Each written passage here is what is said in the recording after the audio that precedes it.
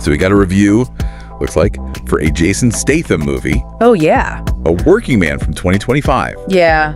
And I thought this could be a good jumping off point for a deep dive, Oh, okay. Into like action movies in general and this kind of like, I don't know, guilty pleasure, not guilty pleasure. Right. But like this kind of like specific genre. I know exactly what you mean. Yeah. That exists. Yeah. Where it's like, you don't really go into it expecting like some kind of masterpiece of filmmaking. Absolutely, yeah. But there's still an appeal there. Right, and I think this review kind of perfectly gets at that, right? It's like, what is the appeal of these movies, even if they're not winning awards or whatever? Exactly. Yeah, so I mean, the reviewer kind of points out that the main attraction with the Jason Statham movie isn't really the plot. Right. Or even like, I don't know, necessarily some kind of like complicated, super complicated character arc. It's really just about it's about Statham. It's about Statham. It's about like his persona and just like like just seeing that in action, like the action.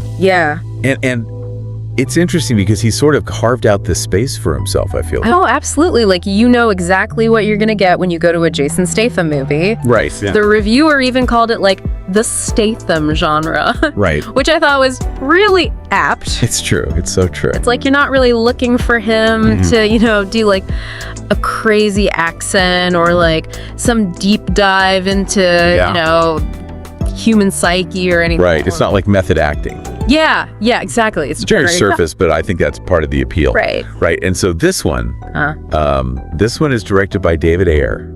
Oh, yeah. Who I think they worked together before. I think this is their second collaboration. Yeah. Second collaboration. Yeah. Right? And so the premise is like, I mean, it's very much in that classic action vein.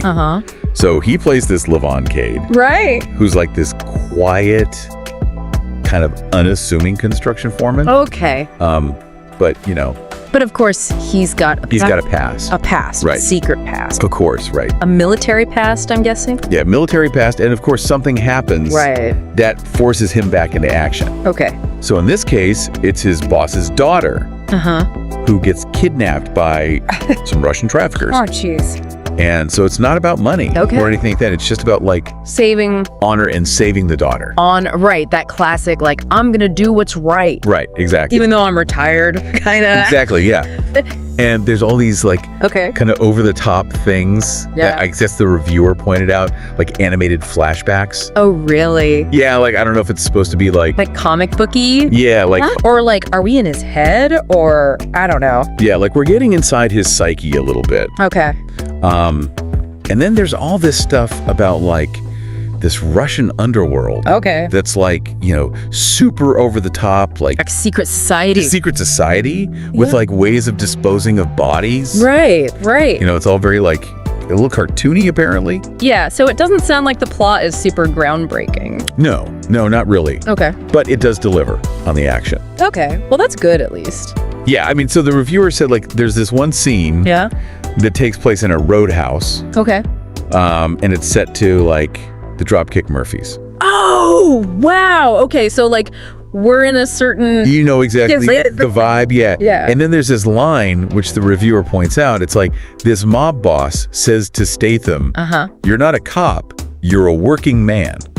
Oh my God. And it's like, so on the nose. Right, it's like, we get it. He's like, a working man. He's blue collar. It's so cheesy. Almost, but I feel like that kind of adds to the appeal in a weird way. It's like that self-awareness. It's like a wink. Yeah. Almost, yeah. Now, it's not a perfect movie. Okay. The reviewer does point out some weaknesses. What are some of those? Well, apparently, David Ayer's direction, he's got kind of a distinct visual style, but in this one, it's a little too much. Right. Like the lighting's all blown out, and it just doesn't really work, apparently. Okay. And there's also some issues with like the sense of place. Okay. So it's set in Chicago, but it doesn't feel like Chicago. And there's all these like weird jumps between like the city and then like a forest. Oh, wow. And it's, how did we get here? Yeah. So it's a little all over the place. And then the editing is also a little rough around the edges.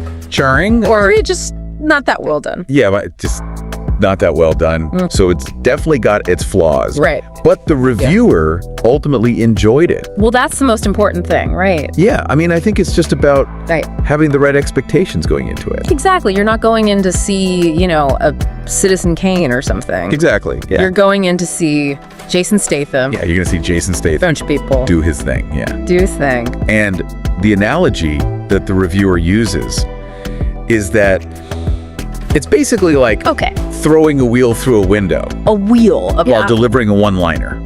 Okay, I can kind of picture that. You know, it's not like... Not subtle. It's not elegant, but it gets the job done. It gets the job done. It's effective in its own way. Yeah. I thought that was a really good way of putting it. So it seems like the main takeaway here is that there's a certain appeal to this kind of like formulaic action cinema where it's like star power really is at the forefront. Yeah, you're not going in for the story. Right. And it's okay to like something. Yeah.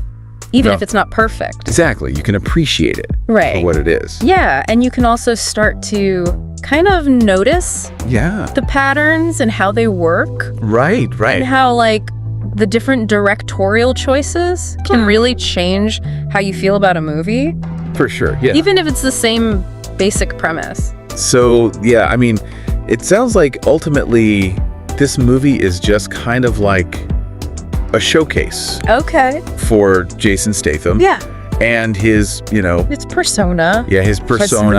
And it really prioritizes, you know, those... The thrill. Those, like, immediate thrills, you know, and the action over, like... Anything else. Narrative depth or, like, you know, really high-quality filmmaking. Yeah, just a fun time. Yeah, just, like, a mindless fun time. Yeah. And I think that's totally valid. Yeah, totally. And it makes me think... In a world where we're like constantly being bombarded with like, you know, these very complicated narratives, is there something to be said for that simplicity? Right. And that kind of like... Predictability. Predictability? Yeah. I think there's a comfort to it. Yeah, comfort in knowing what you're going to get.